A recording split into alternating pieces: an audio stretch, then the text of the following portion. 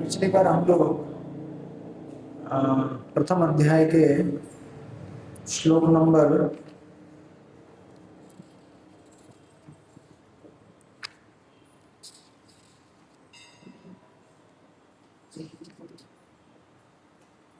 12 में रुक गए थे, राइट। तस्य संजयन हर्षं कुरु वृद्ध पितामह सिंहनाद विनिर्देश्य शंख दद्मौ प्रतापवान।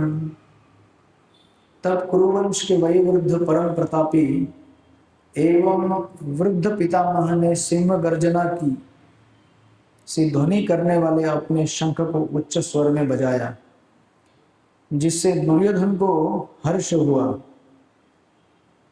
और प्रभुपाद जी इस परपट में लिखते हैं, कुरुवंश के वयोवृद्ध पितामह अपने पौत्र दुर्योधन का मनोभाव जान गए और उसके प्रति अपने स्वाभाविक दयावश उन्होंने उसे प्रसन्न करने के लिए अत्यंत उच्च स्वर से अपना शंख बजाया, जो उनकी सिंह के समान स्थिति के अनुरूप था। अप्रत्यक्ष रूप में शंख के द्वारा प्रतीकात्मक ढंग से उन्होंने अपने हताश पौत्र दुर्योधन को बता दिया कि उन्हें युद्ध में विजय की आशा नहीं है, क्योंकि दूसरे पक्ष में साक्षात भगवान श्री कृष्ण हैं। फिर भी युद्ध का मार्गदर्शन करना उनका कर्तव्य था और इस संबंध में वे कोई कसर नहीं रखेंगे। तो श्रीमद् भगवद गीता के इस प्रसंग में हम लोग देख रहे थे कि किस प्रकार प्रथम अध्याय में कौरवों और पांडवों के सैन्यों का विवरण देने के तत्पश्चात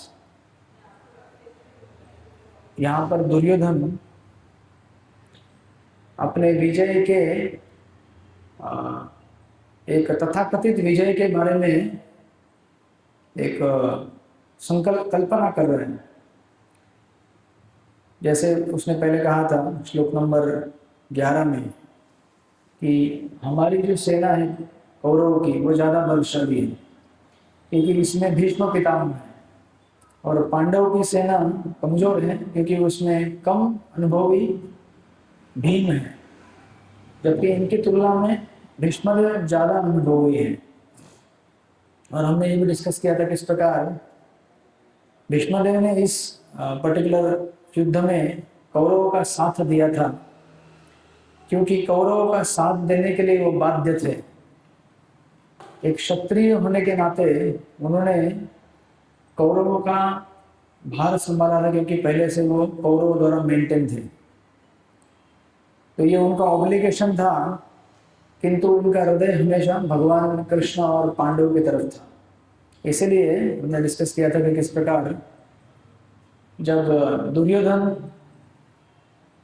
सोचता है कि भीष्मदेव युद्ध नहीं कर रहे ठीक से, और वो जाकर भीष्मदेव को ललकारता है, कहता है कि आप ठीक से युद्ध नहीं कर रहे और इस युद्ध में हम हार जाएंगे। तो उसके प्रत्युत्तर में भीष्मदेव, हमने देखा था किस प्रकार 5 बाण वो निकालते हैं और कहते हैं कि कल युद्ध में या तो पांडव रहेंगे या फिर मेरा नाम मैं बदलकर शंतनु पुत्र नहीं रखूंगा, राइट। तो उन्होंने इस प्रकार गर्जना की थी और हमने देखा था किस प्रकार इस स्थिति को जानते हुए भगवान कृष्ण ने अपने भक्त की रक्षा हेतु अर्जुन को रात्रि के समय में दुर्योधन के पास भेजा था और उससे किस प्रकार वो 5 बाण प्राप्त कराए थे। और ये सिर्फ भगवद गीता में नहीं या महाभारत में नहीं, बल्कि रामायण या फिर आप श्रीमद् भागवत पुराण या फिर अन्य पुराणों में देखेंगे कि भगवान हमेशा अपने भक्तों का विशेष ध्यान रखते हैं, अपने भक्तों की रक्षा के लिए सदैव तत्पर रहते हैं। विशेष करके तब जब हमें लगता है कि भगवान हमारे लिए कुछ कर ही नहीं रहे, राइट। लेकिन हमें जानना चाहिए कि भगवान हमसे ज़्यादा चिंतित रहते हैं हमारे लिए। हमें ऐसा लगता है कि भगवान मेरे लिए क्या ही करे, मेरे जीवन में इतना प्रॉब्लम है, ये सब समस्या है, वो समस्या है। लेकिन जानना चाहिए कि भगवान हमारे लिए हमसे ज़्यादा चिंता करते हैं। बस फर्क इतना होता है कि हम लोग संसार को भोगना चाहते हैं और भगवान हमें संसार से विरक्त करना चाहते हैं, और इसी द्वंद्व के कारण उनके प्लान और हमारे प्लान में अंतर होता है। और इसकी वजह से कई बार हम समझ नहीं पाते कि भगवान हमें किस तरह से बचाने की कोशिश कर रहे हैं। अगर हम सांसारिक चीज़ों से निवृत्त हो जाएं तो इसमें भगवान सोचते हैं कि मैंने मेरे भक्त को बचा लिया, लेकिन हम सोचते हैं कि नहीं, मेरी हार हो गई संसार में। राइट? सांसारिक चीज़ों से या फिर भौतिक जगत से आसक्ति होना ये जीव के लिए सबसे बड़ी हार है। इस भौतिक जगत में संघर्ष करते रहने वाले अनेक अनेक बड़े बड़े महान योद्धाओं से लेकर छोटी सी एक चींटी, हर कोई इस जगत पर प्रभुत्व जताने के लिए संघर्ष कर रहा है। और हम अगर थोड़ा सा भी सक्सेसफुल हो जाते हैं इस संघर्ष में तो हमें लगता है कि हम विजयी हो गए। किंतु जानना चाहिए कि जितना हम इस कंट्रोलिंग मेंटालिटी से निवृत्त होंगे उतना हम विजयी हो रहे हैं। ऐसा नहीं कि हम जब जीत रहे हैं तो हम विजयी हो रहे हैं। राइट? और इसकी वजह से ये पूर्ण महाभारत, रामायण और भागवत पुराण के कई प्रसंगों में देखेंगे भगवान अपने भक्तों के लिए अनेक अनेक योजनाएं बनाते हैं, प्लान बनाते हैं उनको माया से बचाने के लिए। तो भीष्मदेव की जो कथा प्रसंग है वो तो उनका अपना शुद्ध भक्ति का स्तर लेकर ही चल रहे थे, किंतु भौतिक जगत की परिस्थितियां कभी कभी ऐसी होती हैं कि आपको न चाहते हुए भी शत्रु पक्ष का साथ देना पड़ता है, क्योंकि संसार कॉम्प्लेक्स पॉलिटिकल और डिप्लोमेटिक, राजनीतिक, कूटनीतिक चीज़ों से भरा हुआ है। आप नहीं चाहेंगे तो भी कभी कभी आपको आपके शत्रु पक्ष के साथ चलना पड़ता है। नहीं चलेंगे तो फिर चीज़ काम बनेगा नहीं। राइट? तो आपके ऑर्डिनरी डेली लाइफ में भी आप देखेंगे कि हम कभी कभी नहीं चाहते कि किसी व्यक्ति के साथ हम संबंध बनाएं, लेकिन हमें बनाने पड़ते हैं क्योंकि वो पार्ट ऑफ द इकोसिस्टम है। उसको अगर टालेंगे तो फिर एक सेक्शन का काम खराब हो जाता है। तो न चाहते हुए भी उनसे संबंध रखना पड़ता है, और वही परिस्थिति यहाँ पर भीष्मदेव के साथ आई है। और भीष्मदेव एक्चुअली दूसरा ये भी दिखाना चाहते हैं कि हम चाहे कितने भी महान योद्धा क्यों न हो, अकम्पलिश्ड क्यों ना हो, संसार में तथाकथित सक्सेसफुल क्यों ना हो, लेकिन अगर हम भगवान का विरोध करेंगे, धर्म के मार्ग से दूर रहेंगे, तो हमारा अंत में हार निश्चित है। हम नहीं जीत पाएंगे भगवान से। आज तक भगवान से कोई जीत नहीं सका है और ना ही कोई जीत सकता है। और इस बात को समझाने के लिए, दर्शाने के लिए उन्होंने एक नेगेटिव रोल प्ले किया है, जैसे हमने लास्ट टाइम डिस्कस किया था। ये नेगेटिव रोल है, हर कोई प्ले नहीं कर सकता, लेकिन भीष्मदेव इतने महान है कि इस रोल को प्ले करने के लिए तैयार है। कभी कभी क्या होता है कि कुछ सेवाएं ऐसी होती है जो बहुत कठिन है, उन सेवाओं को करने के लिए भक्त लोग तैयार नहीं रहते। कहते हैं सबसे कठिन सेवा है, ये मैं नहीं करूँगा, आप करो, मुझे एकदम सिंपल सेवा दो। जैसे कभी समझो प्रसाद वितरण चल रहा है, और प्रसाद वितरण में आपको अगर लड्डू बांटने हैं तो हर कोई बोलेगा ये सेवा मेरे को दे दो, बराबर? लड्डू बांटने का सेवा अच्छा लगता है ना, लड्डू देंगे तो भक्तगण देख के खुश होते, लड्डू मिल गया।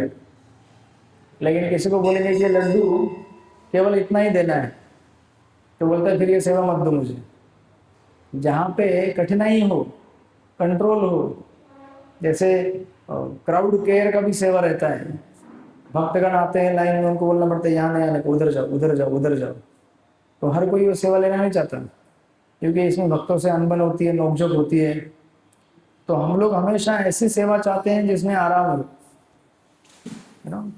ऐसी सेवाओं को करने में हमें ज़्यादा उत्साह होता है। किंतु हमें याद रखना चाहिए कि सेवा भगवान की, हर कोई सेवा सेवा होती है, और भगवान के लिए भक्त स्पेशली प्रिय होते हैं जब वो ऐसी सेवा का स्वीकार करते हैं जो सबसे कठिन है। उसको एग्जीक्यूट करना सबसे कठिन जब रहता है, ऐसी सेवा को करने से भक्त भगवान के प्रति बड़े प्रिय होते हैं। जैसे श्रील प्रभुपाद जी 70 साल की उम्र में प्रभुपाद जी अमेरिका गए, ये कोई उम्र नहीं थी उनकी अमेरिका जाने की, ट्रैवल करने की, प्रचार करने के लिए, किंतु उन्होंने निश्चय किया कि मुझे अपने गुरु महाराज का संदेश लेके जाना है। अब इसमें मैं सक्सेसफुल हो जाऊं या नहीं हो जाऊं उससे कुछ फर्क नहीं पड़ता, मैंने सेवा करने का प्रयास किया, यही मेरी सफलता है। किसी भी सेवा में हम कितने सफल हों भौतिक दृष्टिकोण से ये इम्पोर्टेंट नहीं है, हमने सेवा करने का प्रयास किया यही हमारी सफलता है। और इसीलिए जब भी आपको कोई सेवा मिले, उन सेवाओं को लेते समय हमें ध्यान रखना चाहिए कि भले मैं सेवा में जीत जाऊं या हार जाऊं, मैंने सेवा हाथ में ली है, मतलब मेरा जीवन सक्सेसफुल हो गया। और मेरे साथ जो लोग रहेंगे, आगे बढ़ेंगे, चलेंगे, उनका भी जीवन सक्सेसफुल होगा। लेकिन कुछ लोग सोचेंगे नहीं, ये सेवा में कोई जीत नहीं सकता है, तो हम लोग ये सेवा लेंगे ही नहीं। भक्ति का कैलकुलेशन टोटली अपोजिट रहता है। भौतिक जगत में जब तक कोई कार्य संपूर्ण पूर्ण नहीं होता 100%, तब तक उसे सक्सेसफुल नहीं माना जाता है। जैसे कोई विद्यार्थी है, अगर वो एग्जाम में बैठा है, उसको अगर 35% नहीं मिला तो फेल, बराबर। और किसी किसी की आकांक्षा होती है कि हमें 70% मिले, 80% मिले, किसी की आकांक्षा होती है कि 100% मिले। अब उनको अगर ये इच्छा के अनुरूप अगर मार्क्स नहीं मिलते तो वो सोचते कि मैं हार गया। लेकिन भक्ति में ऐसा नहीं होता है। भक्ति में अगर आप फेल भी हो गए, लेकिन अगर आपने उस मनोभाव को आगे लेके चले कि जो भी भगवान की इच्छा से मिला मिला, तो आपको अगली बार इससे भी ज़्यादा मौका मिलेगा उस भक्ति को आगे लेके जाने के लिए। इसलिए गीता के दूसरे अध्याय के 40वें श्लोक में बताया जाएगा, स्वल्पमपि अस्य धर्मस्य त्रायते महतो भयात्। भगवान के लिए छोटा सा भी कार्य अगर किया जाए, थोड़ा समय बैठ के नाम संकीर्तन किया जाए, हरे कृष्ण कृष्ण कृष्ण हरे हरे, हरे राम राम राम हरे हरे, या फिर उनके लिए थोड़ा भी सेवा दिया जाए, थोड़ा सा उनके लिए श्रवण किया जाए, तो भगवान उसे बहुत बड़ा चीज़ मानते हैं। क्योंकि संसार में भगवान से विमुख होने वाले बहुत सारे जीव हैं, उसमें से जो भगवान की तरफ मुड़ते हैं, भगवान उनके लिए बड़े ही प्रिय बन जाते हैं, राइट। तो इस तरह से भीष्मदेव यहाँ पर एक कंप्लीट नेगेटिव रोल प्ले कर रहे हैं, और उनके शुद्ध भक्त होने का प्रमाण आपको भागवत पुराण में जब जाएंगे तब मिलेगा।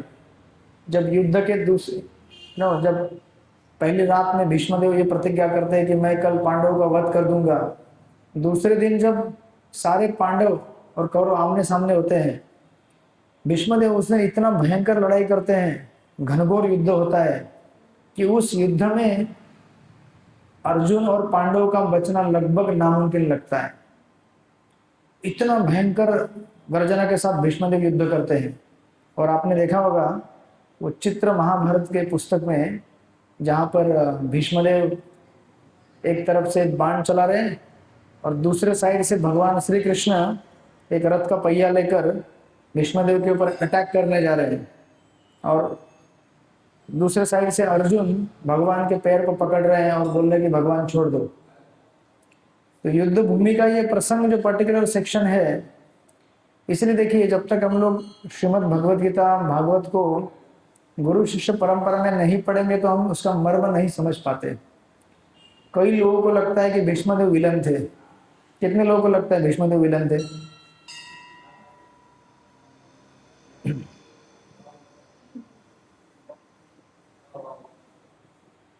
और कर्ण हीरो था, ये तो सबको लगता है। और अर्जुन, तो अर्जुन विलन हो गया ना। अभी किसी एक को हीरो बनना पड़ेगा, किसी एक को विलन बनना पड़ेगा। सब विलन बन जाएंगे तो फिर ड्रामा कैसे होगा, राइट। तो कुछ लोग ऐसे होते हैं, वो समझते हैं कि महाभारत के पार्श्वभूमि में युद्ध में भीष्मदेव एक्चुअली नेगेटिव रोल में है, लेकिन सोचते हैं कि नेगेटिव है भीष्मदेव। लेकिन उनकी भक्ति का प्रमाण उस दिन मिलता है जब इतने भयंकर गर्जना से युद्ध करते हैं, तो भगवान श्री कृष्ण देखते हैं कि आज तो अर्जुन गया काम से, इसको कोई बचा नहीं सकता। अगर इसको बचाना है तो मुझे युद्ध में उतरना पड़ेगा। तो देखिए, भीष्मदेव ने तो प्रतिज्ञा किया था कि या तो अर्जुन का समाप्त कर दूंगा या फिर मैं अपना नाम चेंज कर दूंगा, मेरा नाम शंतनु पुत्र नहीं होगा। राइट। तो भगवान कृष्ण क्या करते हैं, उन्होंने भी वचन लिया था। युद्ध प्रारंभ होने के पूर्व भीष्म भगवान कृष्ण ने वचन दिया था कि जब दुर्योधन से मिले थे तो उन्होंने कहा था कि देखो इस युद्ध में या तो आप मेरी नारायणी सेना लो या फिर आप मुझे लो। लेकिन उन्होंने कहा था कि देखो मैं युद्ध नहीं करने वाला हूं, मैं केवल सारथी के रूप में रहूंगा, न्यूट्रल पार्टी रहूंगा, राइट। तो दुर्योधन ने सोचा कि भाई ऐसे व्यक्ति को लेके करना क्या है जो युद्ध ही नहीं करेगा, हमको तो ऐसा आदमी चाहिए जो युद्ध करे, और इसकी सेना जो है बहुत बलशाली है, नारायणी सेना। तो भौतिक व्यक्ति का कैलकुलेशन ऐसा रहता है, जब मौका मिले हमको भगवान को लेना है या भौतिक जगत को, तो हम में से अधिकांश लोग भौतिक जगत को ही ले लेंगे। और ये जो मनोभावना है दुर्योधन के द्वारा प्रतीत होती है यहाँ पर। दुर्योधन ये नहीं सोचता कि अगर भगवान मेरे साथ होंगे तो मेरे को सब जगह विजय प्राप्त होगी। वो ये सोचता है कि मुझे अगर उनकी नारायणी सेना मिलेगी तो मेरा काम बनेगा। ये इस प्रकार है जैसे अगर आपके पास अगर ऑप्शन है कि अभी हमें भगवान का चैंटिंग करना है, नाम जप, या फिर बाकी सांसारिक कार्य करने हैं, तो सांसारिक कार्य करने के लिए मना नहीं किया गया आपको, आप कर सकते हैं, लेकिन कितना करना। 24 के 24 घंटे अगर हम सांसारिक कार्यों में उलझे हुए हैं तो इसका मतलब यह है कि हम लोग दुर्योधन की मेंटेलिटी से हैं। और हमको कहा जाता है कि भाई आधा घंटा, 1 घंटा, 2 घंटा भगवान का नाम जाप करो। हम सोचते हैं इस नाम जाप से क्या होगा। हाँ, तो अभी सोचो दुनिया में कितने दुर्योधन है। हरे कृष्ण। हाँ, और ऐसा नहीं कि ये मेंटेलिटी हमारे अंदर भी है। हम लोग जाप करने बैठते हैं, फिर सोचते हैं कि चलो कैसे भी जाप करते हैं, मोबाइल देख के जाप कर लेंगे, टीवी देख के जाप कर लेंगे, मतलब वो मेंटेलिटी हमारे अंदर अभी भी है। लेकिन ज्यादा जो जप ही नहीं कर रहे उनमें ज्यादा है। तो अभी खोपली को ढूंढने जाएंगे तो बहुत सारे दुर्योधन मिलेंगे। हरे कृष्ण। जो जप ही नहीं करना चाहते, पूरे मुंबई, पूरी दुनिया में इतने दुर्योधन है जो सोच रहे हैं कि भाई मैं तो केवल पैसा कमाऊंगा, धन दौलत कमाऊंगा और खुश रहूंगा, मुझे भगवान का भजन करने से क्या मिलने वाला है। और ये मेंटालिटी इतनी तीव्र मात्रा में है कि कितना समझाने के बाद भी लोग, है ना, कभी भी उसी प्रवृत्ति में लगे रहते हैं। जब तक कि उसे माया पीट पीट कर ठीक ना करे फिर वो बोलता है लेकिन कब बोलता है, जब पूरा जीवन समाप्त होने के अंत में, जब आता है, बूढ़ा होता है। फिर लोग तीर्थ यात्रा के लिए निकलते हैं बूढ़े अवस्था में। अब तीर्थ यात्रा में जाते हैं तो कहीं थोड़ा भी चढ़ाई होती है, आओ करते हैं, उनका पैर दुखता है, साथ में झंडू माम लेके घूमते हैं। अहोबिलम में गए थे ना आप लोग, तो तीर्थ यात्रा करने का टाइम कौन सा होता है? बुढ़ापा कोई तीर्थ यात्रा करने का टाइम नहीं है। कैसे करेंगे आप तीर्थ यात्रा बुढ़ापे में? तीर्थ यात्रा में चलना पड़ता है, कई बार पर्वतों में चढ़ना पड़ता है, नदियों को पार करना पड़ता है। अभी फिर भी हमारे लिए इतना सुविधा है कि आज आप प्लेन से जा सकते हैं, ट्रेन से जा सकते हैं, वो भी हमसे नहीं होता है। अब सोचिए कि लोग जीवन भर सोचते हैं कि हम बुढ़ा हो जाएंगे तो हम लोग क्या करेंगे, भगवान की भक्ति करेंगे। जवानी में नहीं कर पा रहे हो, बुढ़ापे में कैसे करोगे? जब कान नहीं सुन पाएंगे, आंख देख नहीं पाएगी, प्रसाद देंगे तो बोलेंगे खाली नॉन स्पाइसी खिचड़ी खिलाओ भाई, हम लोग कुछ चबा नहीं सकते। ऐसी दुर्जर अवस्था में भगवान का भजन करना कैसे संभव है? और बुढ़ापे में अधिकांश लोग जीवन से त्रस्त, पीड़ित और फ्रस्ट्रेटेड रहते हैं। किसी बूढ़े व्यक्ति को बोलो थोड़ा भगवान का जाप कर, तो चिड़चिड़ करेगा वो, क्योंकि पूरा जीवन कैसा गया है, टोटल फ्रस्ट्रेशन में। इसलिए आप देखिए अधिकांश जो बूढ़े लोग होते हैं उनको अगर आप भगवान का भजन या फिर कुछ बोलो तो वो गुस्सा करते हैं। प्रैक्टिकल करना है, जाके घर में चेक कर लेना प्रैक्टिकल। घर के जो भी बुजुर्ग लोग हैं उनको बोलना, बाबा बाबा जाप करोगे क्या, चैंटिंग करोगे? बाबा बोलेंगे चल तिकडे, तुला माहिती आहे का, तुझ्यासारखे एवढे आमचे चेंडरा मेंढरा आहेत। वो राधा गोविंद महाराज बोलते हैं कथा में, अगर आप किसी बूढ़े व्यक्ति को बोले कि बाबा बाबा तंबाकू मत खाओ, ये तंबाकू खाना अच्छा नहीं होता, तो बूढ़ा डांट देता है बच्चों को, चल कहीं का, हमको सिखाता है। देख नहीं रहे हमारा यार दाढ़ी ऐसे पका है क्या? दाढ़ी पक जाता है ना बुढ़ापे में, तो ऐसे दाढ़ी पका है क्या हमारा? ये ज्ञान का मसाला से दाढ़ी पक गया है, समझे? तुम जैसे हमारे चिल्लर नाती पोते हैं तो हमको सिखाओगे, तो ये हालत होती है। इसीलिए जवानी में अगर हम भगवान के भक्ति भजन का अभ्यास नहीं करेंगे तो बुढ़ापे में असंभव है, बहुत कठिन, मतलब होगा ही नहीं।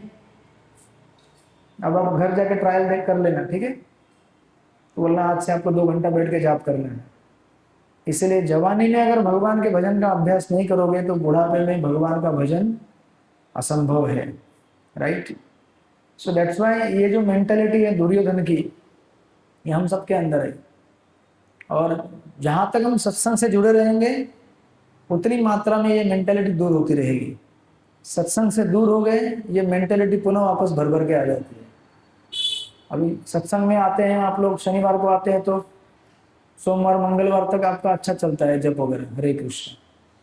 फिर बुधवार गुरुवार गाड़ी ट्रक से नीचे लुढ़कना चालू, क्योंकि संग खत्म हो गया है। इसलिए मैं कहता हूँ बार बार, ग्रुप में जपा लिखते रहो लिखते रहो। अभी हम लोग ऐसे नहीं मिलेंगे तो वैसे मिलेंगे, कम से कम पता तो चले मुझे जप कर रहे हैं कि नहीं, और मैं पता भी करने की कोशिश करता हूँ जप कर रहे हैं कि नहीं, राइट?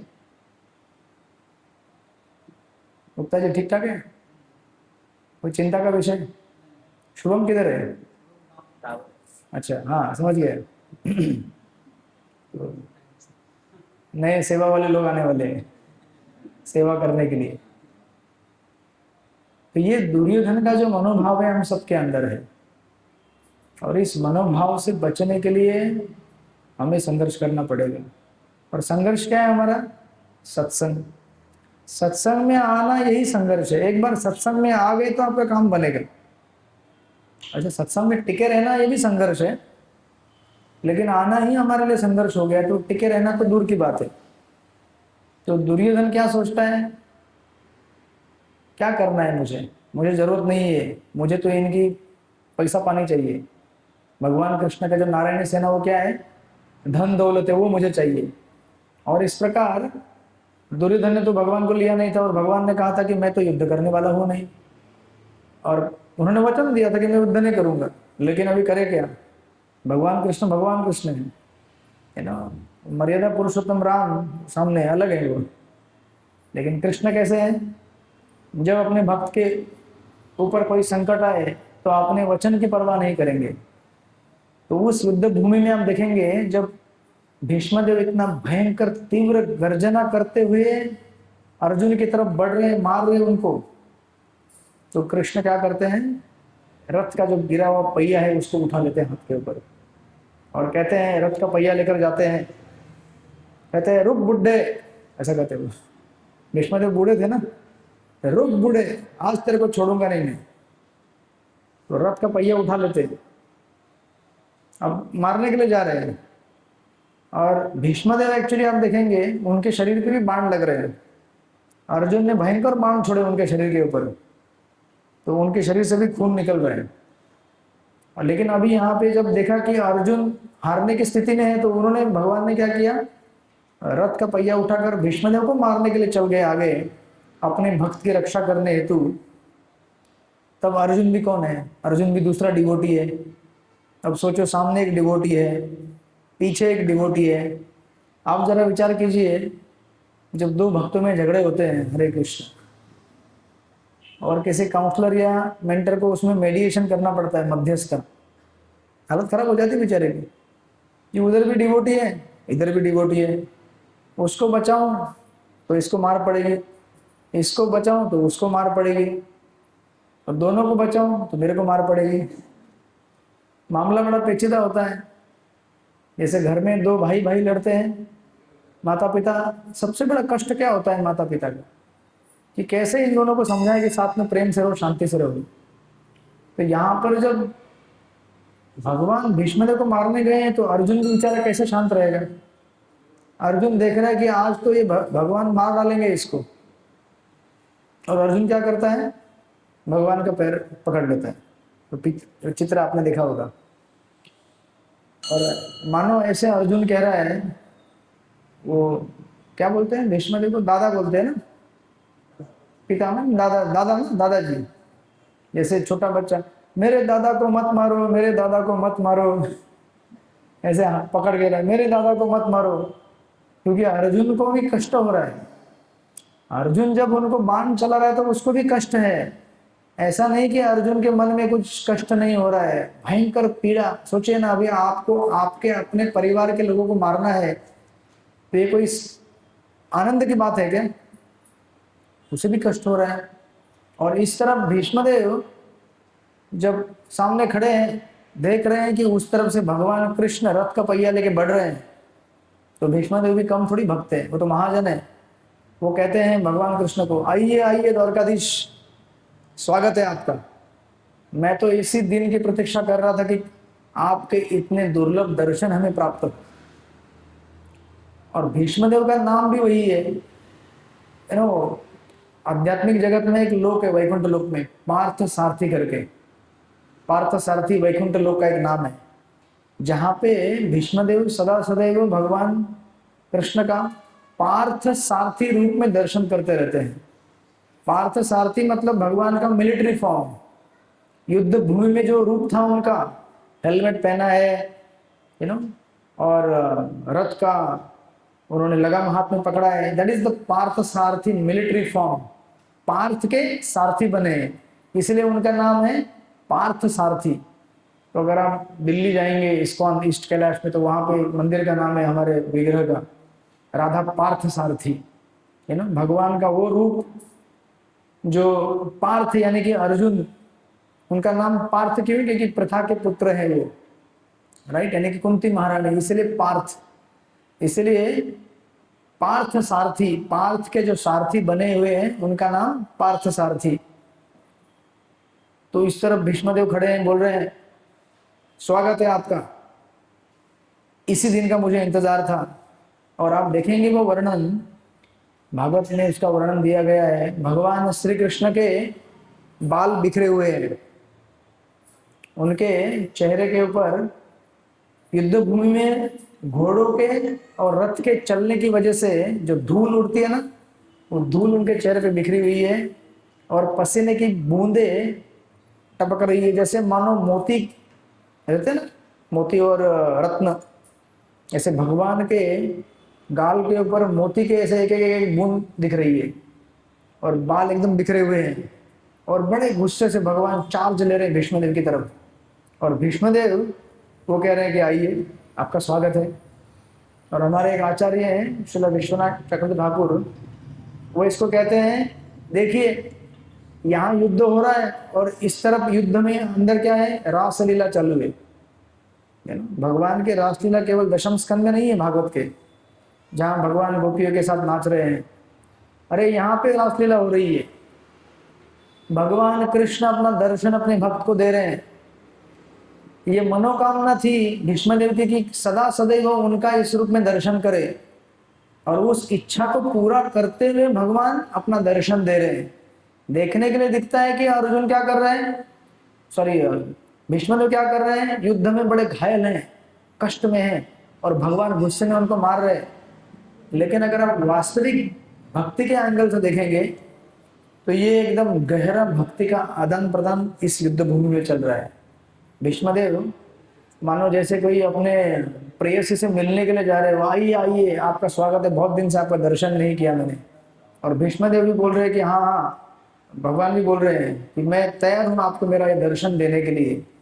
और इस अवस्था में जब आपको पता था कि भीष्मदेव ने वचन लिया था कि अगर मैं युद्ध भूमि में अगर कल इनको नहीं मारूं तो मेरा नाम क्या होगा, नाम क्या नहीं होगा, शंतनु पुत्र नहीं होगा।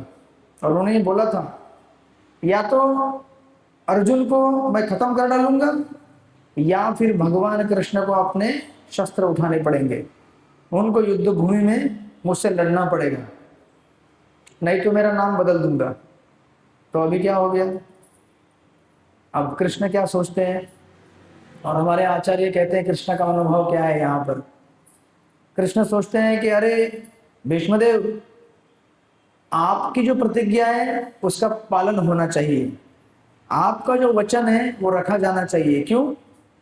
क्योंकि आपके तो एक ही पिता है ना, राइट? संतनु महाराज तो आपके एक ही पिता थे, लेकिन मेरे कितने पिता हैं? कृष्ण के कितने पिता हैं? बहुत सारे हैं। अनेक अनेक अवतारों में अनेक पिता। इसी जन्म में उनके कृष्ण अवतार में 2 पिता हैं, नंद महाराज और वसुदेव। जब भगवान राम बन के आए तो दशरथ महाराज, राइट? वामन देव बन के आए तो कश्यप मुनि, नरसिंह देव बन के आए तो खंबा उनके माता पिता बन गए थे, पिलर। इस तरह से उनके अनेक अनेक माता पिता हैं।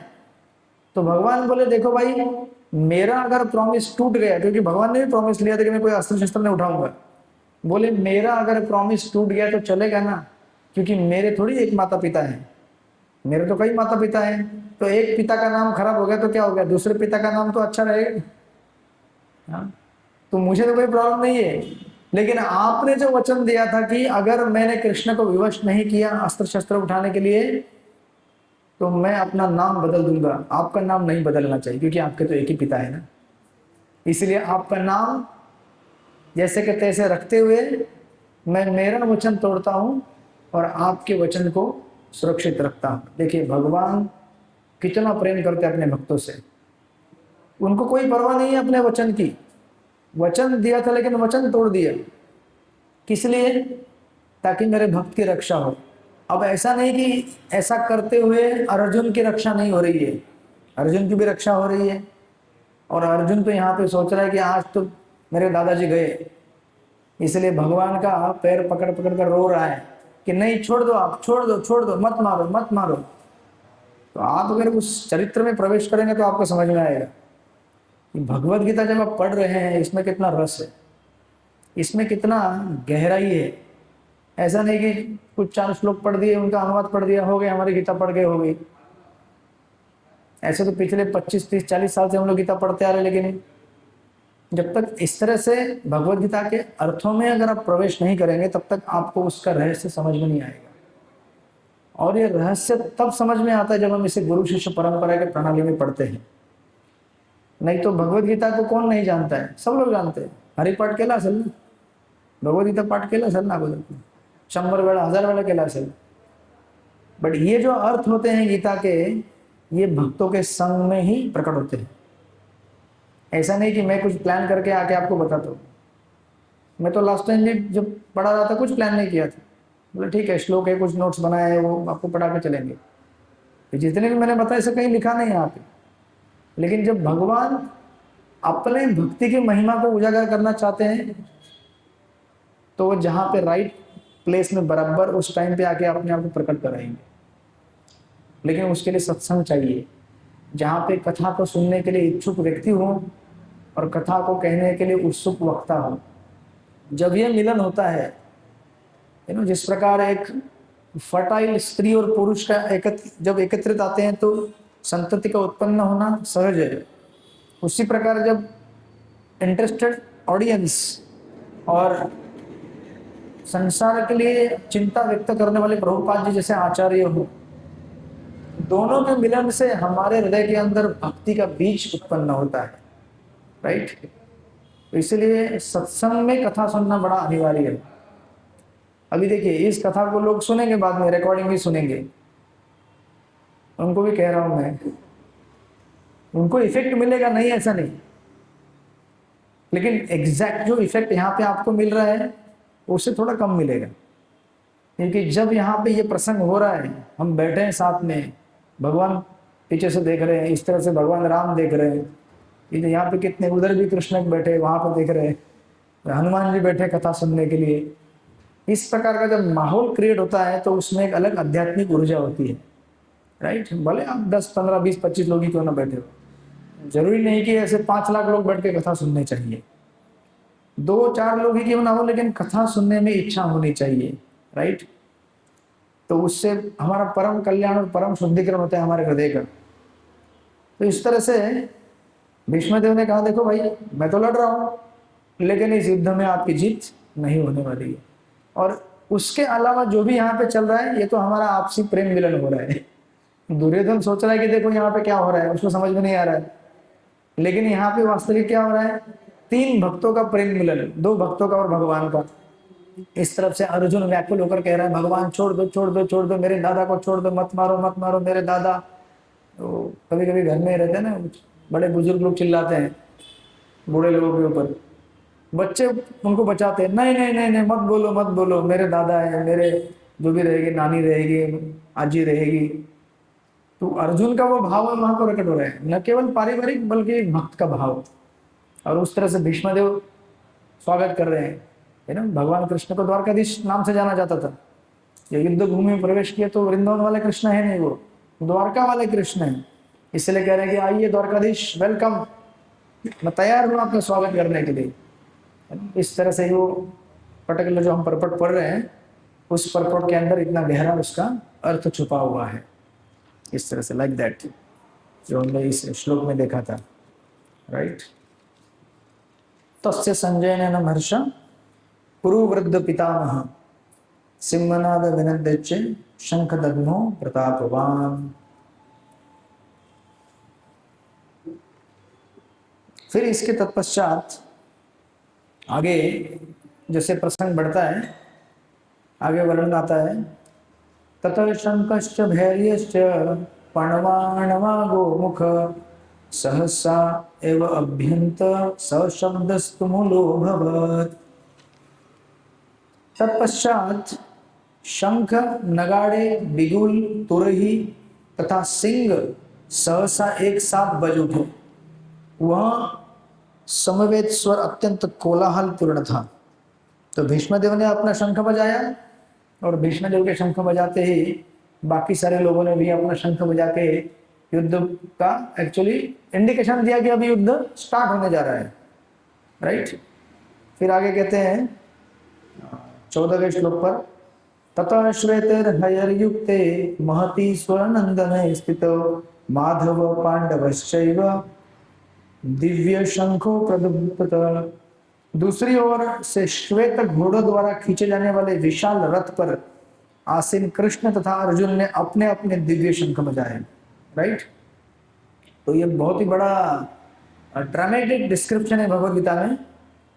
जब भगवान कृष्ण के रथ का वर्णन आया तो विस्तार से वर्णन है कि किस प्रकार श्वेत घोड़ों से खींचे जाने वाले विशाल रथ, उस पर कौन बैठा है? अर्जुन।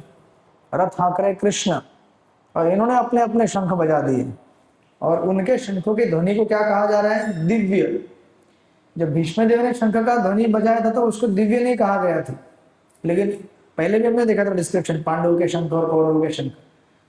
और यहाँ पे वापस उसकी पुनरावृत्ति हो गई है। और प्रभुपाद जी यहाँ पे कहते हैं, भीष्मदेव द्वारा बजाए गए शंख की तुलना में कृष्ण तथा अर्जुन के शंखों को दिव्य कहा गया है। दिव्य शंखों के नाद से यह सूचित हो रहा था कि दूसरे पक्ष की विजय की कोई आशा न थी, क्योंकि कृष्ण पांडवों के पक्ष में थे। और प्रभुपाद जी कोटेशन देते हैं, जयस्तु पांडुपुत्राणाम एषाम पक्षे जनार्दन। जय सदा पांडु के पुत्र जैसे की होती है, क्योंकि भगवान कृष्ण उनके साथ हैं, और जहां जहां भगवान विद्यमान है वहीं वहीं लक्ष्मी भी रहती है, क्योंकि वे अपने पति के बिना नहीं रह सकती। अब जरा विचार कीजिए, जहां पर लक्ष्मी है वहां पे कुछ दुर्भाग्य हो सकता है क्या? तो फिर आप बोलेंगे डिवोटी के जीवन में दुर्भाग्य क्यों होता है कभी कभी? ये प्रश्न पूछा था सचिन प्रभु ने। अरे वो दुर्भाग्य दुर्भाग्य नहीं है, वो हमारे दृष्टिकोण से दुर्भाग्य है। हर चीज में भगवान का प्रेम होता है। अगर हमें जीवन में कष्ट मिले उसमें भी भगवान का प्रेम है। जिस प्रकार माँ कभी अपने बच्चों को एक छटाक लगा देती है ना कान पे, तो बच्चा क्या बोलता है? हाय हाय दुर्भाग्य। लेकिन पिता क्या बोलते हैं? वेरी गुड, मेरा बच्चा अब बराबर बैठे कर पढ़ाई करेंगे, अभी बैठ। तो माता पिता के लिए क्या है? वो भाग्य का उदय है। बच्चे के लिए क्या है?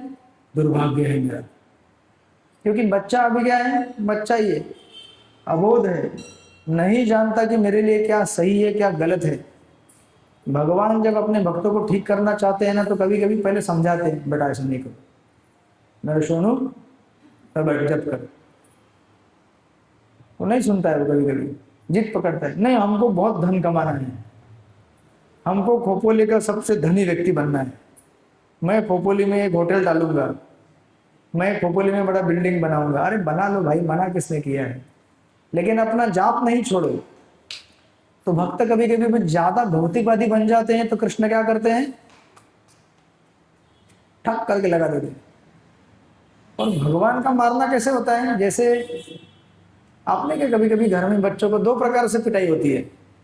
एक पिटाई तो सचमुच पिटाई होती है, दूसरी पिटाई ऐसे होती है, वेड़ा वेड़ा टुकला। समझ में आएगा नहीं समझ में, ऐसे पिटा क्या, ऐसे पिटा, हाँ देखो अभी मारा, वो अलग पिटाई होता है। वो पिटाई क्या होती है, प्रेम भरी होती है। लेकिन जिसको समझ में नहीं आता है वो क्या सोचता है, बाप रे मार रहा है देखो।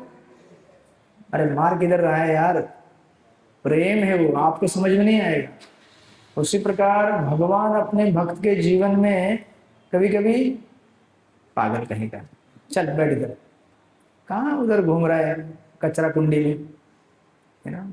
इतना अच्छा सत्संग है, सत्संग में कथा कीर्तन होता है, भगवान का दर्शन होता है, ये सब छोड़ के कहाँ तो नमस्ते खोपोली में बैठ रहा है।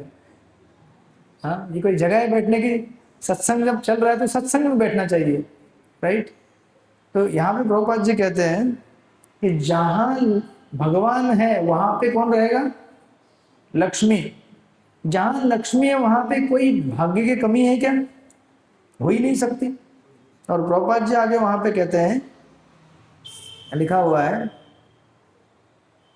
कि जहां जहां भगवान विद्यमान है वहीं वहीं लक्ष्मी भी रहती है, क्योंकि वे अपने पति के बिना नहीं रह सकती। क्योंकि लक्ष्मी क्या है, सबसे चेष्ट प्रतिवता, अपने पति के बगैर कहीं जाती ही नहीं वो। तो अभी ये तो बड़ा बड़ा प्रॉब्लम हो गया ना। तो हमारे घर में अगर धन है, धन यानी कि क्या, आप बोलते हैं मेरे घर में तो बहुत धन है लेकिन मैं जाप नहीं करता हूँ। देखो मेरे घर में फिर भी बिना नारायण के लक्ष्मी है। कभी कभी हमको ऐसा लगता है ना, आप बोलेंगे तो फिर खोपोली में या फिर पूरे मुंबई में, पूरी दुनिया में ऐसे बहुत सारे लोग हैं उनके घर में बहुत सारा लक्ष्मी है, ऐसे कैसे हो गया फिर। लक्ष्मी मतलब अपने पति को छोड़ के चली गई, ये कब से हो गया। जबकि हमने तो सुना है कि लक्ष्मी कभी अपने पति को छोड़ती नहीं है। तो देखिए लक्ष्मी के दो स्वरूप होते हैं, एक स्वरूप होता है सीता स्वरूप, या फिर लक्ष्मी या फिर राधा रानी, और दूसरा स्वरूप होता है दुर्गा। हरे कृष्ण। तो घर में जो धन संपत्ति है बिना नारायण के वो कौन है, दुर्गा। और दुर्गा के हाथ में क्या होता है, त्रिशूल। और क्या करती है त्रिशूल लेकर, मारते रहो। त्रिशूल की जो तीन जो डंडियां रहती है ना, वो लेकर पेट में घुसाते रहती है और करेगा मस्ती, रुक। तो तीन ये जो उसके जो त्रिशूल के तीन जो ये रहते हैं ना, तीन क्या बोलते हैं उसको आप, तीन धार धार टोक, उसको शास्त्रों में कहा जाता है तीन प्रकार की संसारिक परेशानियां, आध्यात्मिक, अधिदैविक, अधिभौतिक। दुर्गा क्या करती है आपको, आदि भौतिक परेशानी यानी कि दूसरे जीवों से होने वाले कष्ट, मच्छर काटेगा, कॉकरोच घूमेगा, चूहा आपके घर में कुतर कुतर काटेगा कपड़े,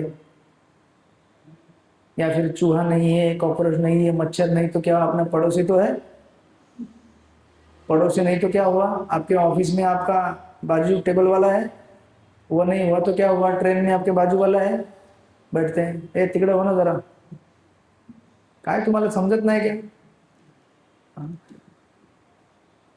या कुछ नहीं हुआ तो हमारे घर के अंदर ही होते हैं, राइट।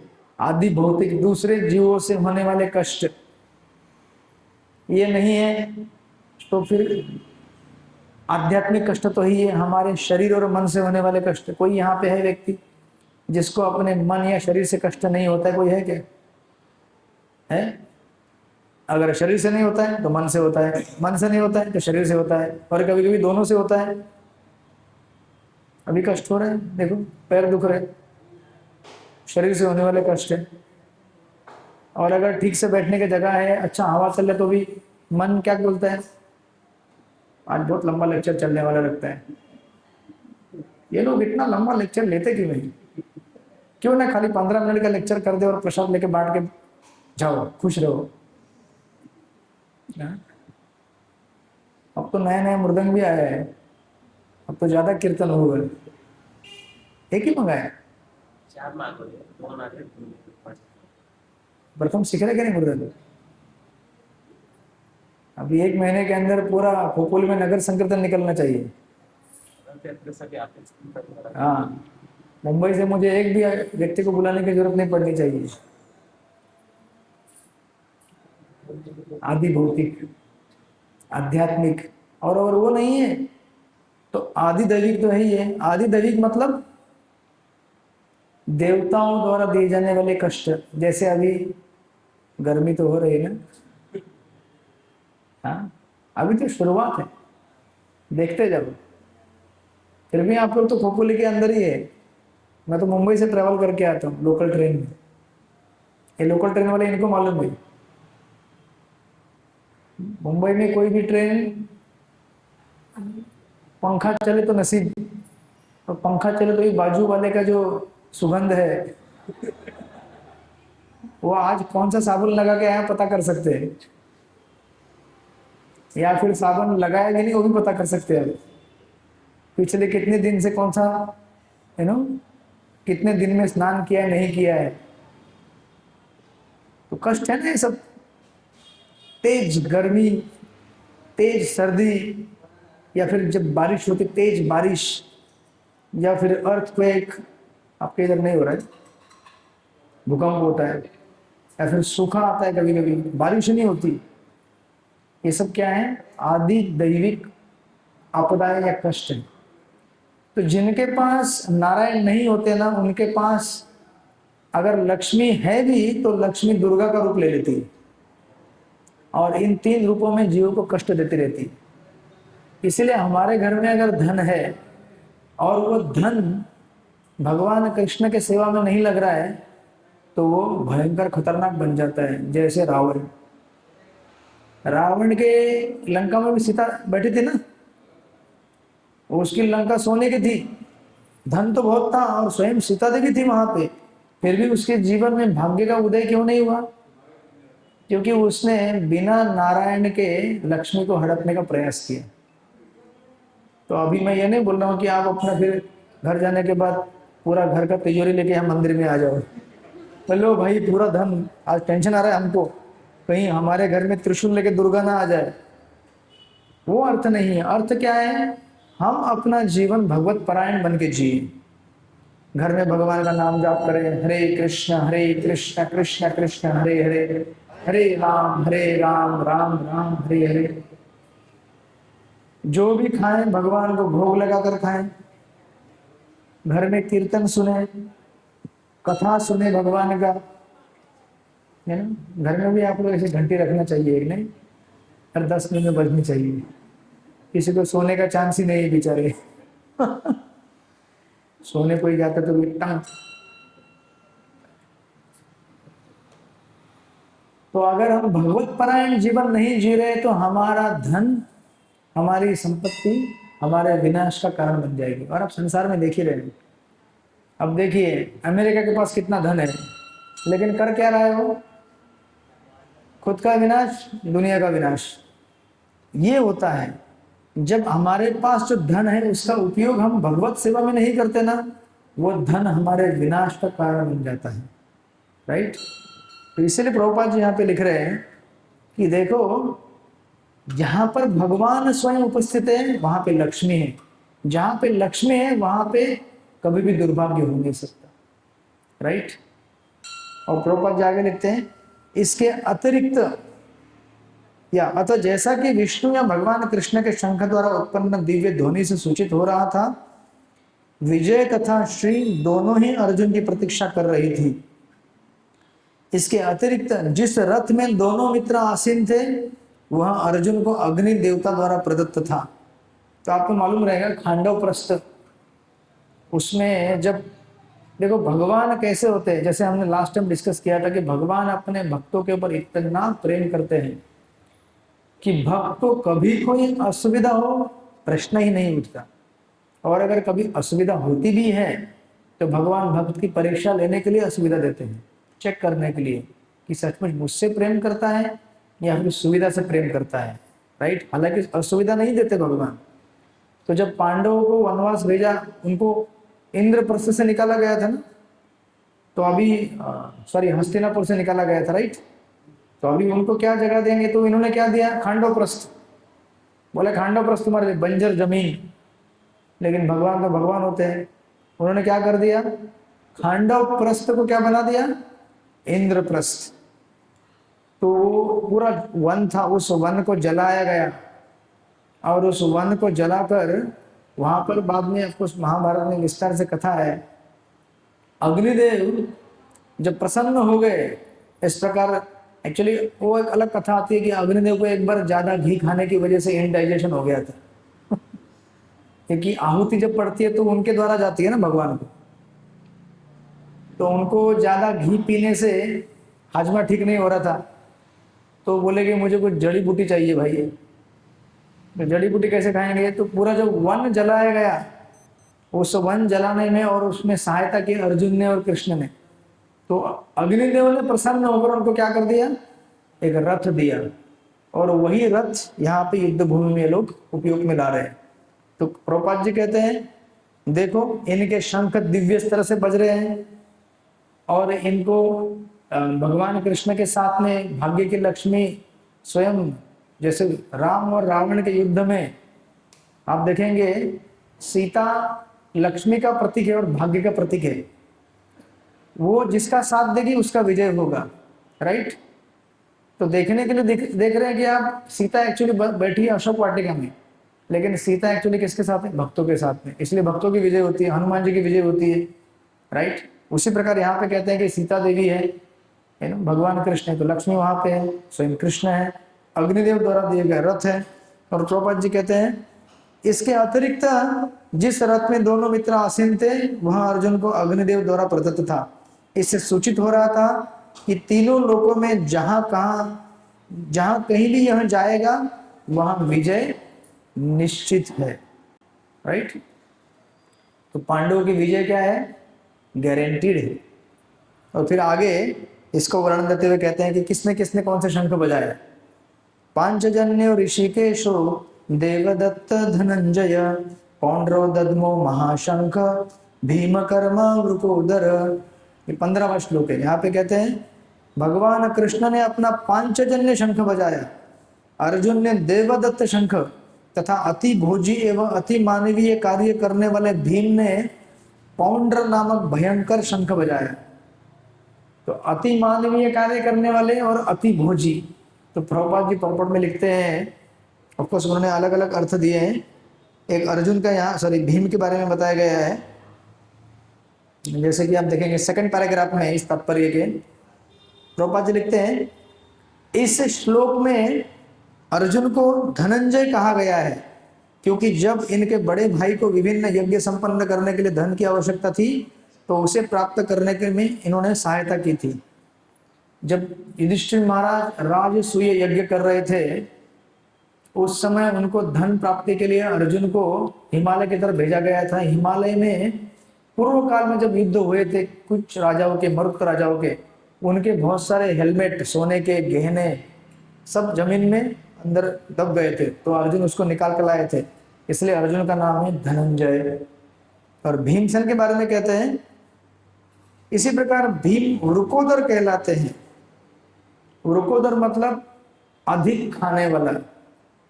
हरे कृष्ण। जो भी प्रसाद आता था है ना, जब ये लोग वनवास में थे माता के साथ वन में घूम रहे थे तो उसमें से, हरे कृष्ण, आपको पता है यहाँ कोई है क्या भीम? कोई नहीं है।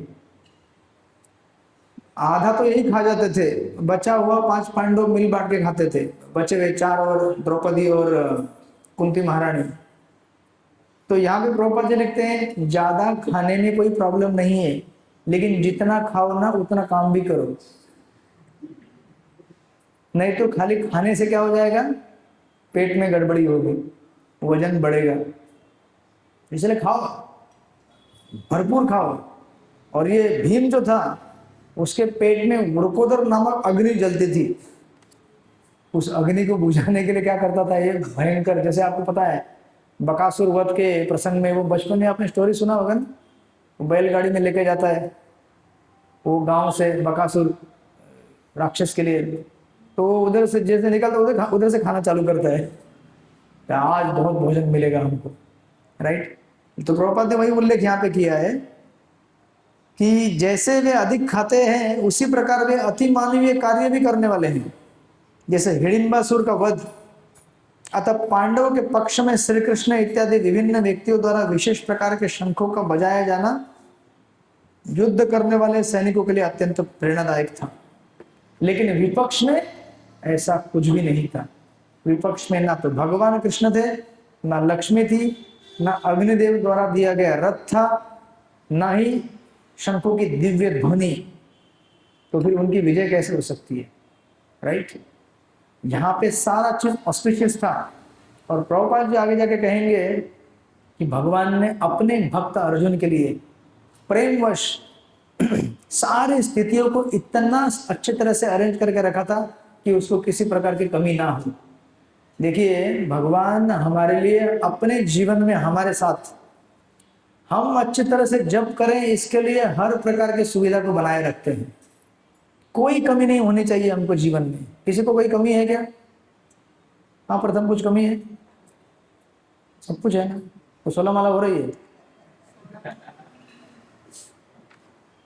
देखो भगवान हमसे कितना प्रेम करते हैं, कोई कमी हमारे जीवन में नहीं आने देंगे, सब कुछ हमारे लिए सेट कर देंगे।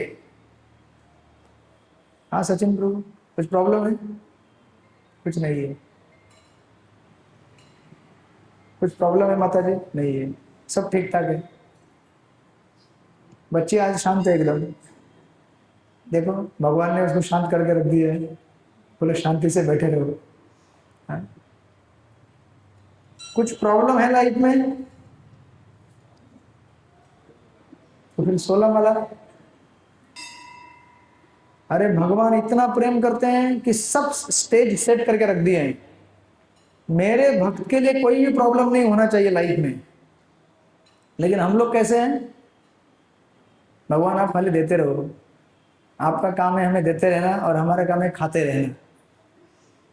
और बीच बीच में आपके प्रचारक लोग आके बोलते रहेंगे जब करते रहो, हमारा काम है सुनना, इस कान से सुनना, उस कान से छोड़ना, इसीलिए इस कान से उस कान, इसीलिए इस कान।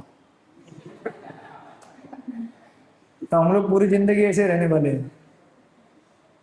फिर भी भगवान क्या सोचते हैं? नहीं, मेरा डिवोटी, मेरा बच्चा कल जब करेगा, चलो आज नहीं तो कल करेगा। देखिए भगवान हमसे कितना प्रेम करते हैं। अर्जुन के लिए कितना सब कुछ स्टेज रेडी करके रख दिया है। अर्जुन को क्या करना है? खाली नाटक करना है बाण उठाने का, और कुछ नहीं करना है उसको। बाण उठाने का छोड़ना है उसको। टारगेट कहां लगेगा भगवान ने ऑलरेडी निशाना बना के रख दिया है। अरे जब हम बचपन से आज तक, लिखना आता है आपको? आपको क्या लगता है कि आपको लिखना आता है इसलिए लिखना आता है? जब तक भगवान सहायता नहीं करेंगे आप लिख नहीं पाओगे। किसी भी चीज को याद करने का, किसी भी चीज को भूलने का कैपेसिटी कौन देता है? गीता के 15वें अध्याय में जाओगे तो श्लोक मिलेगा, मत्त स्मृति ज्ञान अपोहनम च। स्मृति भी मैं देता हूं, मतलब किसी चीज को याद करने की क्षमता, और किसी चीज को भूलने की क्षमता भी मैं ही देता हूं।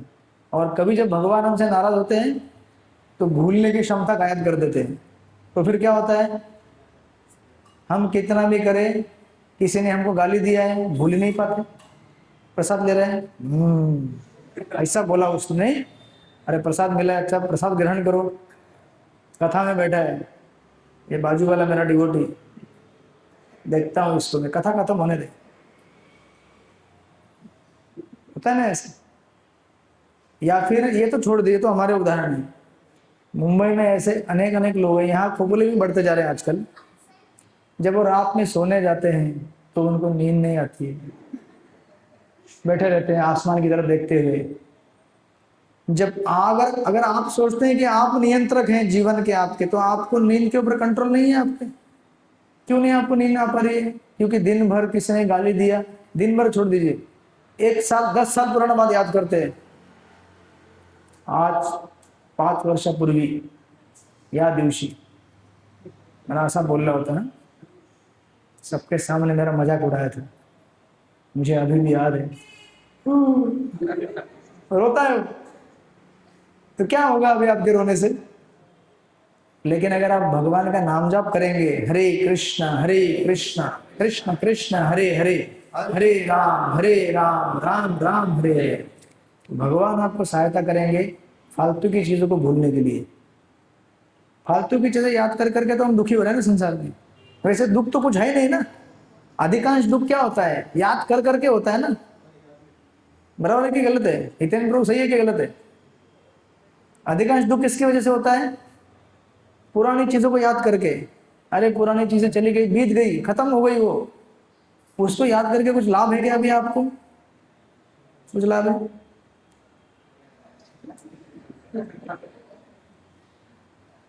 कुछ लाभ नहीं है। लेकिन फिर भी हम क्या करते हैं? हाँ जी, हाँ तो यही सीख सकते हैं कि मैं उस चीज को अगर भूलना चाहता हूं तो मुझे भगवान का कृपा चाहिए। अरे भाई बहुत जबरदस्त चीज है। किसी ने कुछ आपको गाली दिया है और आपको आप भूल नहीं पा रहे, कितना बड़ा कष्ट है, जानते क्या ये? बराबर मिंदल माता जी, बहुत बड़ा कष्ट है। अभी तो घर में सास बहू नहीं, छोड़ दीजिए, बहू वाले किधर है?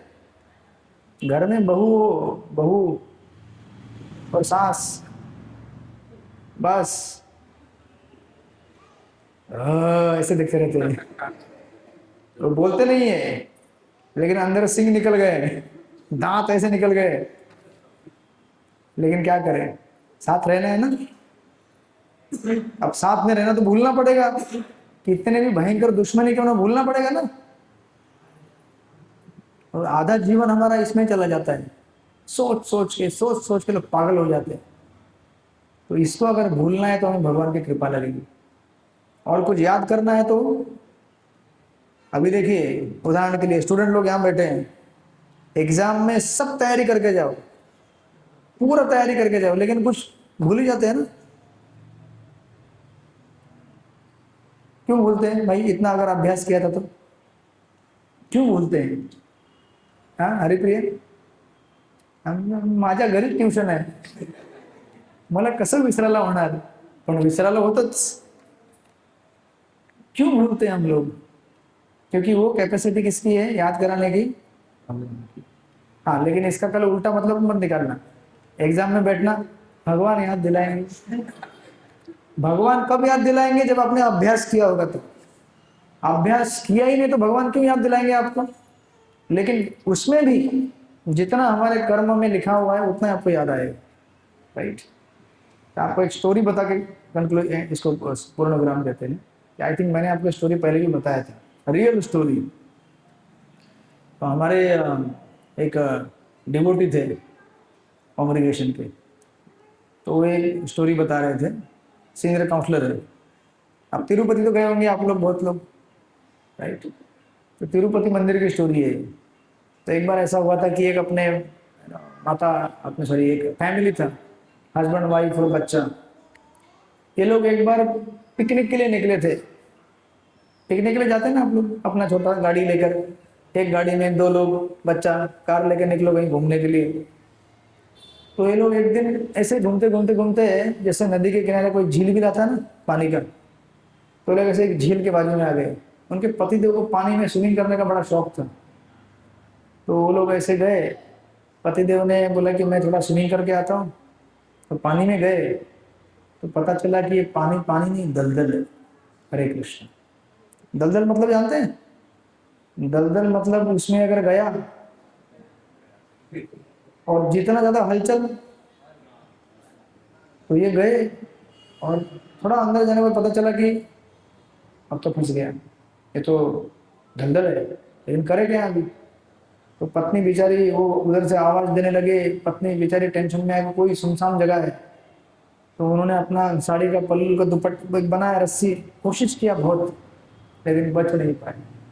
उनके सामने पानी के अंदर दलदल में अंदर गए, डूब गए, मर गए। हरे कृष्ण। तो अभी आप सोचिए, ऐसा अगर आपके जीवन में हादसा हो, कैसे भूल पाएंगे आप? कैसे भूल पाएंगे? जरा विचार कीजिए।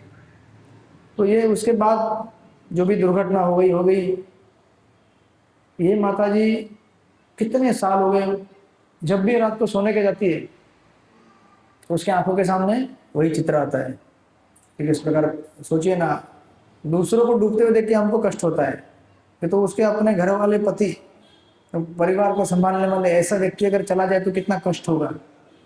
तो ये जब भी रात को सोने को जाती है तो इसको क्या होता है, से याद आता है कि किस प्रकार डूब गए और सो नहीं पाते। ट्रॉमा बोलते हैं ना इसको, ट्रॉमा। तो ये एक दिन क्या हुआ कि ट्रिप में गई थी तिरुपति। तो तिरुपति मंदिर में पता है आपको, हम लोग हरे कृष्णा मंदिर में लोग सुबह सुबह बैठ के जपा करते हैं मंदिर के, आपने देखा होगा मॉर्निंग प्रोग्राम, आप लोग भी करते होंगे बगलगढ़। तो ये गेस्ट हाउस में रुकी थी, ये अभी तक भक्त नहीं बनी थी, ये गेस्ट हाउस में रुकी थी। सारे भक्तगण जप कर रहे थे नीचे। तो ये सुबह आई नीचे और देखी कि ये लोग जाप कर रहे हैं। तो इसने बोला, टेम्पल जो अधिकारी था उधर घूम रहे थे, बोला कि ये लोग क्या कर रहे हैं सब। बोले भगवान का नाम जाप कर रहे हैं। आपको भी करना है? बोले हाँ मुझे भी करना है। रात भर तो नींद था नहीं इसको। तो बोले कि मैं जाप करूंगी। तो उसने जाप किया, हरे कृष्णा कृष्णा कृष्णा हरे हरे, हरे राम राम राम हरे हरे। और उस दिन जाप किया उसने। दूसरे दिन वो जब सुबह हुई, टेम्पल प्रेसिडेंट के पास भागते भागते आई, बोले मुझे कुछ बताना है, मुझे कुछ बताना है। बोले क्या हुआ, क्या हुआ, सुबह सुबह क्या हुआ? बोले मेरी जिंदगी में आज तक मुझे ऐसी नींद कभी नहीं आई जो पिछली रात में नींद आई मुझे। इतनी गहरी और शांत नींद पिछले कई सालों में नसीब नहीं हुई। सोचिए जरा, अच्छी नींद मिलना ये भी क्या है, भगवान की बड़ी कृपा होती है भाई। अगर आप कुछ चीज भूल ना पाओ तो सो नहीं पाओगे, सो नहीं पाओगे तो शरीर का क्या हालत होता है आपको मालूम है। इस तरह से कई लोग जीवन में त्रस्त रहते हैं, ये भी उसमें से थी। तो ये बोले कि प्रभु जी, तो उसने अपना पूरा स्टोरी बताया कि ऐसे ऐसे मेरे जीवन में हुआ था और कई सालों तक मैं इस चीज को भूल नहीं पाती थी, लेकिन कल जो मैंने भगवान के नाम का जाप किया आप सब लोगों के साथ में, उस जाप का क्या इफेक्ट है, हरे कृष्णा, यू नो। क्योंकि भगवान क्या है, अंदर हृदय में बैठे हुए हैं। जब वो देखते हैं कि एक व्यक्ति मेरे समीप आना चाहता है, उसके सारे जो बंधन है, जो भी संकट है, सारे दूर कर देते भगवान। और ये रियल स्टोरी है, बनी बनाई स्टोरी, रियल स्टोरी तिरुपति मंदिर की। तो उसके बाद से ऑफ कोर्स देन वो रेगुलर डिवोटी बन गई, भगवान का नियमित जाप उसने चालू कर दिया। आप देखिए भगवान के नाम की महिमा क्या है। भगवान का नाम इतना शक्तिशाली है क्योंकि भगवान और भगवान के नाम में कोई अंतर नहीं है। आप अगर समझो यहाँ पे पानी पानी पानी पानी बोलेंगे तो आपका प्यास बुझेगा? नहीं बुझेगा। लेकिन अगर आप बोलेंगे कृष्ण कृष्ण कृष्ण कृष्ण, तो हमारा ये संसार के प्रति जो प्यास है, तृष्णा, ये जो भूख प्यास संसार के प्रति है ना, अनावश्यक चिंता, अनावश्यक चीजों के प्रति लोभ, ये सब समाप्त हो जाएगी। तब आपके हृदय में इतना शांति महसूस होगा। आप सबने अनुभव किया होगा, जब हम भगवान का नाम स्मरण करते हैं तो एक ऐसी शांति हमें मिलती है जिसका अनुभव शब्दों से नहीं बताया जा सकता। जिसने उसको जाप किया उसी को मालूम पड़ेगा। जैसे गुलाब जामुन खाना है, तो अभी मैं गुलाब जामुन देख के नहीं बता सकता इसका टेस्ट क्या है, बता सकता हूँ क्या? उसे मुझे खाना पड़ेगा ना। आज क्या है? जलेबी, जलेबी गुलाब जामुन है। देखो मैंने नहीं बोला था। तो गुलाब जामुन का टेस्ट करना है, क्या है, कैसे पता चलेगा? जब प्रसाद में मिलेगा, अभी तक बिना देखे तो मालूम नहीं पड़ता ना। इसलिए भगवान के नाम की महिमा का अगर आपको स्वाद लेना है तो मेरा ये आपसे निवेदन है, कृपया उसका जाप नित्य नियम से कीजिए, फिर देखिए आपको क्या स्वाद मिलेगा उसका। और एक बार स्वाद चढ़ गया ना, छूटेगा नहीं ये, और आपको निरंतर अध्यात्म के गहराई में, उच्च मार्ग में लेते जाएगा। तो इस तरह से भगवद गीता का यहाँ पे संक्षिप्त वर्णन है। इसको हम लोग अगले हफ्ते कंटिन्यू करेंगे। तो अभी हम लोग गुलाब जामुन खाते हैं, ठीक है? सब लोग अपना अपना जप माला निकालिए, सबको जप माला दीजिए, ठीक है?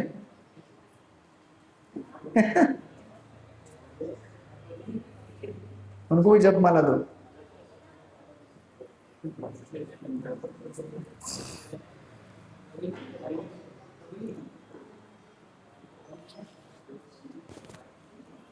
एकदम बड़े शांत चित्त से, प्रेम से भगवान से कृपा मांगते हुए कि भगवान हमें कृपा दे और हमारे जीवन को अच्छा बनाए, हम लोग भगवान के नाम का जाप करेंगे।